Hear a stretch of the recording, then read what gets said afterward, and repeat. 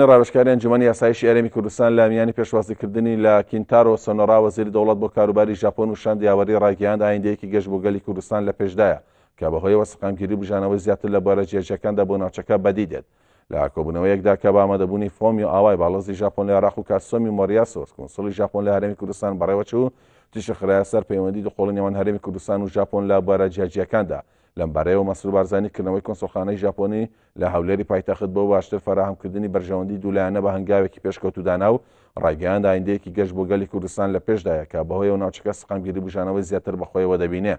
لەلایەن خۆشەوە کینتارۆ سۆنۆرا باڕێز و پێزانینەوە باسی لە قارەمانەتی و قوربانیەکانی پێشمەرگی کوردستان لە شەڕەدژی تیرۆریستی نێودەوڵەتی کرد و